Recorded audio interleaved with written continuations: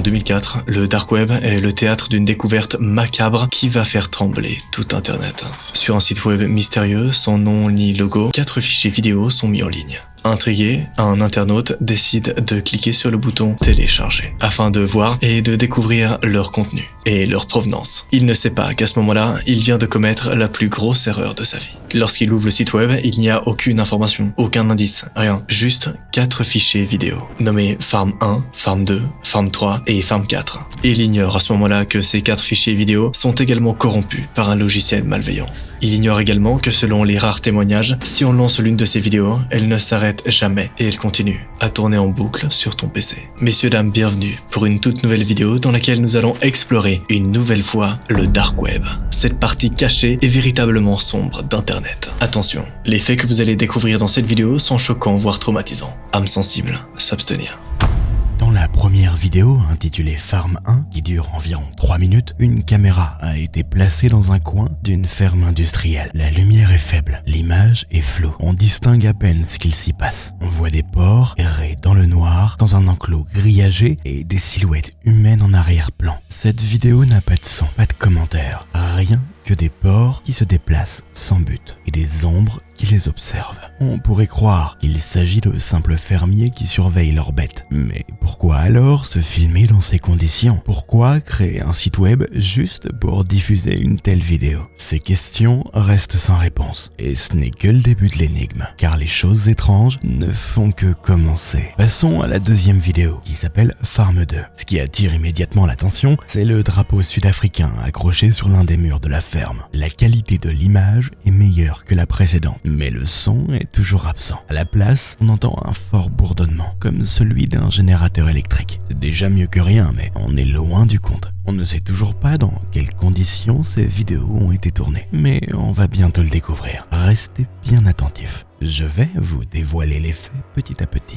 Et à la fin, vous allez être sidérés. Cette vidéo dure 4 minutes et on voit encore ces porcs tourner en rond dans leurs enclos. Mais soudain, dans les 30 dernières secondes de la vidéo, les porcs se mettent à paniquer comme si quelque chose les avait effrayés. On voit un objet non identifié atterrir dans l'enclos, sans pouvoir le reconnaître. Ouais, vous avez bien entendu, un objet non identifié. On n'est pas dans un scénario hollywoodien, mais dans une histoire réelle. Les 2 dernières vidéos sont encore plus dérangeantes, plus gore et plus choquantes. Vous êtes prévenus. La 3e vidéo dure 4 minutes et la dernière 10. Mais cette fois, la caméra a été déplacée dans une pièce carrelée qui ressemble à des toilettes, à un laboratoire ou à un abattoir. Il y a des taches brunes sur les murs et le sol. Et si vous voulez mon avis, ça semble être du sang. Dans cette pièce, il y a 3 porcs décédés avec des têtes éparpillées sur le sol. La caméra a été placée au niveau des pieds et on voit une personne avec des bottes en caoutchouc qui marche en cercle autour des cadavres. On pourrait penser à un rituel satanique qui impliquerait un sacrifice de porc, mais ce n'est pas du tout le cas. Suivez-moi dans cette découverte, car c'est pire que ça. Il semble que les porcs aient été éventrés, puis recousus le long de leur ventre avec des fils visibles. Apparemment, malgré le déplacement de la caméra, tout se passe dans le même endroit. On entend toujours le même bourdonnement que dans la vidéo numéro 2. Mais malgré ce bruit assourdissant, on arrive à entendre une sorte de respiration sifflant. Et le plus bizarre, c'est que ces bruits venaient des cadavres de porcs étalés sur le sol. Car étonnamment, on pouvait aussi voir leur ventre se contracter à chacune des respirations. Là, on a vu les pieds d'un enfant qui entrait dans la pièce, suivant l'adulte en bottes en caoutchouc. Pendant ce temps, un des cadavres avait le ventre qui tremblait. L'adulte se tenait debout sur ce cadavre et il le donnait des coups de pied au ventre.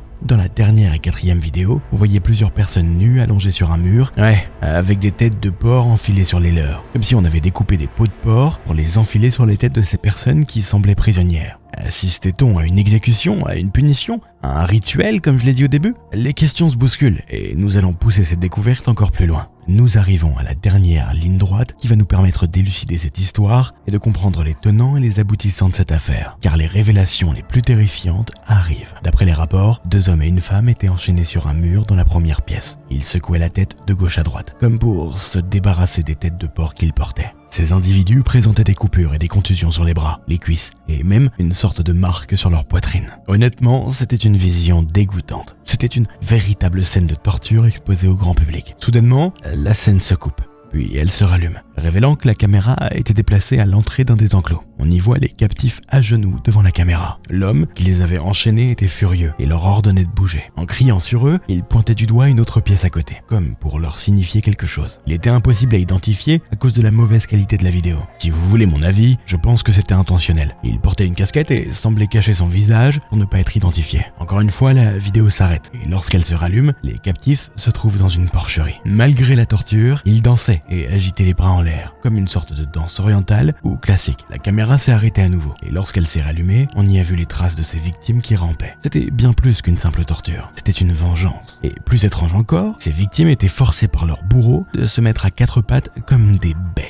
Encore une autre coupure lors du tournage. Quand la caméra a commencé à fonctionner, les deux hommes se tenaient dans un enclos pendant que la femme, elle, était toujours à quatre pattes, le regard dirigé droit vers le sol. Le bourreau a ordonné aux deux hommes de se déplacer, mais ils ne voulaient pas. Mais ils ont été contraints de le faire. Ils ont obéi et ils ont commencé à se toucher les parties intimes. Qu'est-ce qu'on regardait vraiment? Plus on avançait dans la vidéo, plus on se posait des questions. Une dernière fois, la vidéo se coupe. Sur la séquence suivante, on y a vu les trois victimes ramper à nouveau en cercle. Attention, scène éprouvante. La femme s'écroule sur le sol, épuisée par la fatigue, la torture et la douleur. Elle n'avait pas la force de se tenir sur ses quatre pattes. Les deux hommes se sont arrêtés pour lui apporter du réconfort dans ces moments tragiques de grande agonie. On peut clairement voir les trois victimes arborer des têtes de cochon. Pendant ce moment de communion, le bourreau arrive et commence à désigner frénétiquement la pièce voisine. Soudain, les victimes paniquent et se mettent à bouger avec urgence. On lit le désespoir dans leurs gestes, comme lorsque vous savez qu'il n'y a pas d'issue, qu'aucune oreille ne peut entendre vos désolations. Et là, le bourreau sort un cadavre de porc sans tête de cette pièce voisine. On comprend tout de suite la réaction des captifs lorsque le bourreau leur a demandé d'entrer dans cette pièce. Ils savaient très clairement qu'ils retournaient encore une fois pour subir des actes de torture à l'épreuve de la douleur. Le bourreau s'est mis à donner plusieurs coups de couteau dans le ventre du cadavre meurtri du cochon. C'était d'une rage inhumaine.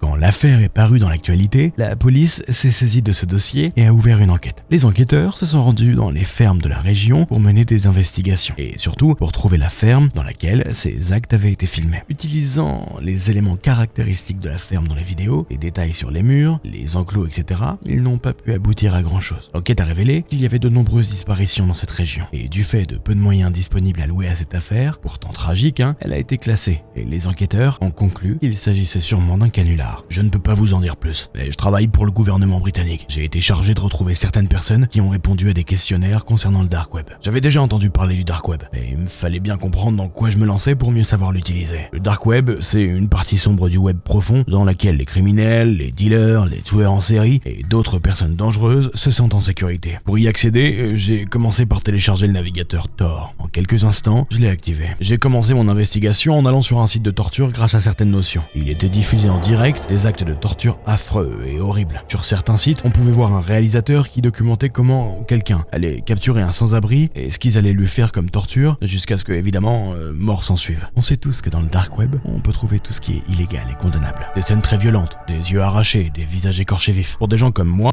ça allait pas être une expérience agréable. J'ai compté 23 personnes, sinon plus, qui se sont fait torturer, mutilés et brutalement assassinés devant la caméra jusqu'à ce que j'en trouve un qui s'est démarqué. Il avait les cheveux bruns, un homme blanc, et il faisait la taille que j'estimais. Il était cruel, sauvage, brutal. J'ai dû supporter de le voir torturer et tuer pendant 47 longues, douloureuses et horribles minutes sous les yeux ébahis des téléspectateurs. Plus je continuais sur le dark web, plus les choses empiraient. J'ai vu que le meurtrier s'était ouvert la poitrine et qu'il avait écarté ses côtes et ses poumons comme un oiseau. J'avais vu ça avant, l'aigle de sang. L'aigle de sang était autrefois utilisé par les Vikings pour tuer un roi qui avait tué le père de quelqu'un ou pour offrir un sacrifice à Odin. Les détails n'étaient pas importants. Ce qui était important, c'était que le poulain Blood Eagle, en français l'aigle de sang, puisse être de retour. Un groupe de tueurs à gages qui opérait partout dans le monde, qui sacrifiaient toujours des gens à l'aigle qu'ils appelaient Dieu. Quelqu'un devait mettre un terme à ça. Et moi, j'avais ni les ressources, ni les compétences, ni même l'autorité pour le faire. Aucune preuve tangible contre ces organisations criminelles. Juste une vidéo que j'avais trouvée sur internet. Comment allais-je aborder mes supérieurs pour les convaincre de démanteler ces organisations qui sèment la peur, la désolation? Après avoir vu ces actes horribles et monstrueux, il me fallait retrouver mon esprit, mon innocence. J'ai quitté les sites un moment.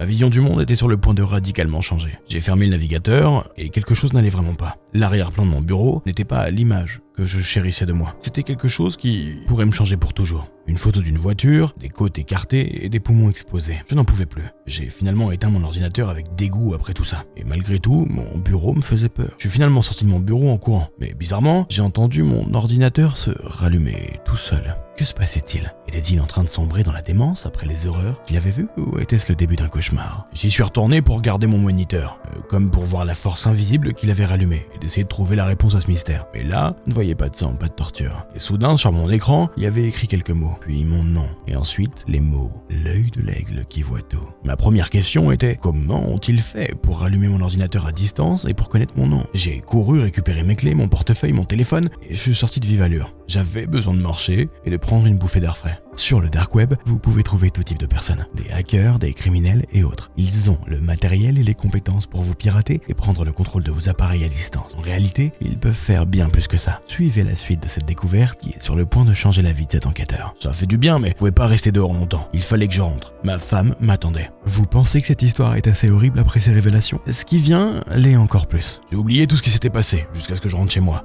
Ma porte était un peu ouverte, ce qui était vraiment étrange. Jenny, ma femme, garde toujours la porte verrouillée. Le silence dans la maison était assourdissant. Je suis monté à l'étage sans vraiment remarquer les traces de sang sur le mur. Et lorsque j'ai ouvert la porte, la pièce, elle était remplie de sang. Le visage de Jenny a été lacéré au-delà de toute reconnaissance et sa gorge a été tranchée à plusieurs reprises. J'ai déjà vu des morts et rien de comparable. J'ai regardé avec horreur. Les ailes, les poumons déployés sur ses côtes, l'aigle de sang. C'est quoi ce bordel? Comment ça se passe, putain?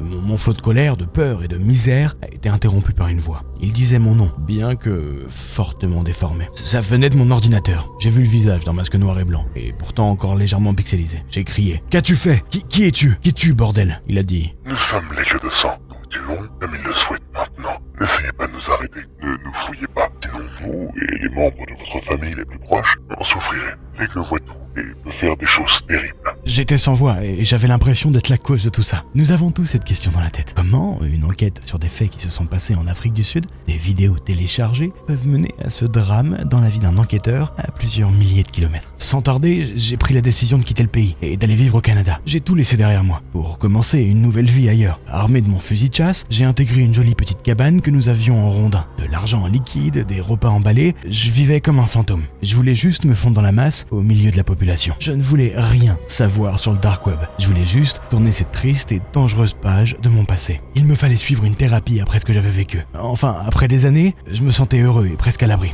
Mais que cela serve de leçon à tous. Les aigles voient tout. Ils scrutent vos moindres faits et gestes pour savoir quand vous arrêtez. J'ai vécu avec la dépression pendant la plus grande partie de ma vie, la gardant uniquement pour moi. J'aimais le silence, j'aimais l'isolement, même si mes parents ne le comprenaient jamais, me poussant à sortir plus et parler aux gens, comme s'ils désapprouvaient mon attitude antisociale, comme si j'étais devenu suicidaire. Mais vous voyez, il y a une grande différence entre être déprimé et ne rien ressentir. La dépression, elle est impossible à ignorer. Elle vous ronge avec le temps. Un manque de sentiments, en revanche, fait que la vie s'efface, brouillant vos souvenirs dans un flou magistral. Un jour, j'ai eu besoin de ressentir quelque chose. J'ai donc commencé à explorer le dark web, à la recherche des choses les plus horribles que je pouvais trouver. Chaque fois que je lisais des histoires sur le dark web, la victime se faisait toujours piéger par un psychopathe rusé qui découvrait où elle habitait. La seule raison pour laquelle j'ai plongé dans le dark web, c'était pour essayer de ressentir quelque chose. Je voulais juste un nouveau souvenir de ce que c'était que de ressentir quelque chose. Ce qui était bien sûr une erreur, qui allait encore lui coûter très cher. J'ai fait des choses vraiment glauques en ligne. Alors, je me suis assuré d'utiliser un VPN à tout moment pour pas qu'on puisse me retracer. Mais ce n'était pas un problème informatique qui m'a dérangé. C'était mon putain de cerveau défectueux, incapable de ressentir. Mon père a claqué la porte d'entrée en rentrant. Il a déboulé dans ma chambre sans frapper pour me montrer une lettre du relevé bancaire. Mais ce n'était pas important. Je regardais actuellement un putain de film en direct. Quand il est entré, tout ce qu'il a pu faire, c'est rester bouche bée. J'ai arraché le câble de mon ordinateur, je l'ai saisi et je l'ai jeté par la putain de fenêtre sur le patio. Mon père m'a regardé, furieux et honteux de voir son fils regarder des conneries pareilles. C'est à ce moment-là qu'il a décidé de me mettre en thérapie. C'était un tournant dans ma vie. Devais-je en finir pour éviter toute honte supplémentaire ou devais-je chercher de l'aide? Pour être honnête, avec le recul, je pense que j'ai fait le mauvais choix. Mais c'est celui qui m'a poussé à écrire ceci. Après 5 semaines de thérapie, mon thérapeute n'arrivait pas à me comprendre pleinement, même s'il pensait pouvoir m'aider à combler mon vide. Il m'a prescrit des antidépresseurs et il m'a dit de me trouver un passe-temps. À la 11e semaine, nous avons abordé des problèmes plus profonds.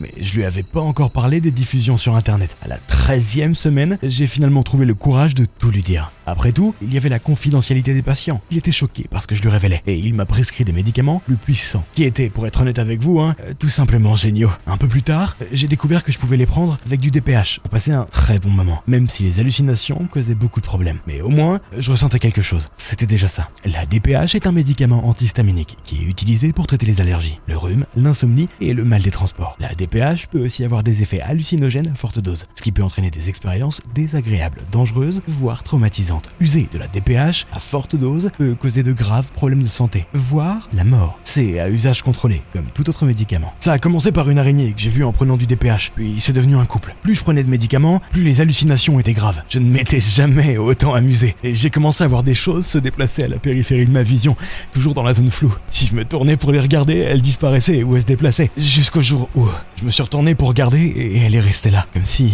elle venait de jouer à un jeu et qu'elle en avait assez. C'était simplement la silhouette d'une femme grande et très maigre. J'ai paniqué. Ah ouais, le gars planait carrément, quoi. Ma mère est arrivée en courant et elle m'a serré dans ses bras, incapable de voir ce que je voyais. J'avais toujours des hallucinations et ma mère pensait que c'était juste les médicaments de mon thérapeute. Elle ne savait pas que j'abusais du DPH. Je suis resté éveillé pendant des heures et ma mère, qui est restée à mes côtés, m'a fait du bien. Je me suis finalement endormi quand les médicaments se sont dissipés. Je dormais beaucoup plus facilement, me rendant compte que ce n'était qu'une hallucination. Environ une semaine plus tard, ma santé mentale s'est détériorée et j'ai abusé encore plus de mes médicaments que la semaine précédente. Alors que je m'apprêtais à dormir, j'ai entendu des murmures. Ouais, et j'ai levé les yeux. C'était encore elle, cette silhouette. Mon rythme cardiaque s'est accéléré, mais je me suis vite rappelé que ce n'était qu'une hallucination, rien de plus, non? J'ai essayé de jouer avec elle, mais elle ne bougeait pas du tout. J'ai essayé de m'endormir, trempé à cause des sueurs froides que j'avais eues au premier réveil, et j'ai vu la silhouette. Elle est sortie de ma chambre et elle a traversé le couloir jusqu'à celle de mes parents. Habituellement, le mec voit des silhouettes qui bougent. Mais là, cette silhouette ne bougeait pas, mais elle se déplaçait comme un homme. Je vous laisse imaginer la suite. Je me suis rendormi et j'ignorais les cris étouffés que j'entendais habituellement quand je prenais du DPH. Mais ensuite, vers 5h36, je me suis réveillé, tremblant, à bout de souffle. Et je me souvenais de quelque chose qui m'avait enfoncé le cœur dans l'estomac. Cela faisait quelques jours que je n'arrivais pas à me procurer du DPH chez mon dealer. J'ai paniqué en cherchant la lumière et j'ai vu que la porte de la chambre de mes parents était grande ouverte. C'était inhabituel, car ils se levaient généralement tous les deux pour aller travailler à cette heure-là. Je me suis précipité pour vérifier et m'assurer que tout allait bien. Ce n'était que mon imagination hyperactive dans l'état de panique dans lequel je me trouvais. Je n'étais pas prêt à affronter les atrocités qui, aujourd'hui encore, hantent ma mémoire. Le corps mutilé de ma mère qui pendait au barreau polaire de la chambre. Sa tête était coupée, balançant au bout d'une corde. Mon père, lui, gisait sur le lit, maculé de sang, sans visage, le ventre gonflé, prêt à éclater. J'ai déposé mon déjeuner et je me suis effondré au sol,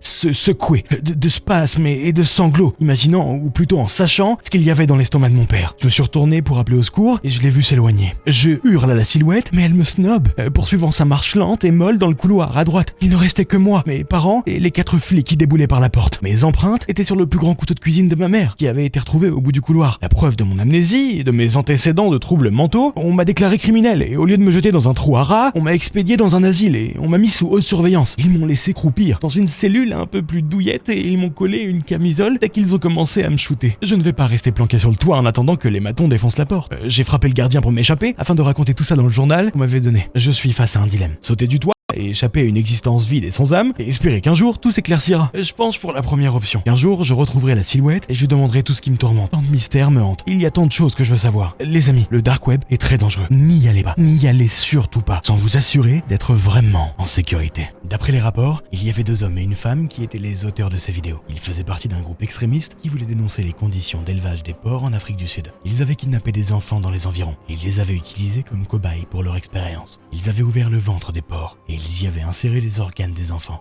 Ils les avaient recousus. Ils avaient ensuite placé des caméras dans la ferme et avaient diffusé les vidéos sur le dark web, espérant ainsi choquer l'opinion publique et provoquer une réaction. Mais leur plan a échoué, car personne n'a pris au sérieux ces vidéos, les prenant pour des canulars ou des montages. Les enfants, quant à eux, étaient condamnés à une mort lente et douloureuse, parce que leurs organes étaient rejetés par les corps des porcs. C'est ce qui explique les bruits de respiration et les tremblements des cadavres. Les personnes avec des têtes de cochon étaient les complices des auteurs. Ils avaient subi le même sort que les enfants, mais en sens inverse. Ils avaient reçu les organes des porcs et avaient été défigurés par les peaux. Ils étaient destinés à être les prochaines victimes des vidéos, mais ils ont été sauvés in extremis par la police, qui a réussi à retrouver la trace du site web et à localiser la ferme. Les auteurs des vidéos ont été arrêtés et ils ont avoué leurs crimes. Ils ont été jugés et condamnés à la prison à vie, sans aucune possibilité de libération. Les enfants et les complices ont été hospitalisés et ils ont subi de multiples opérations pour tenter de réparer les dommages causés par les greffes. Certains ont survécu, d'autres pas. Ceux qui ont survécu garderont des séquelles physiques et psychologiques à vie. Voici la vérité derrière ces vidéos qui restent à ce jour l'une des découvertes les plus macabres du dark web.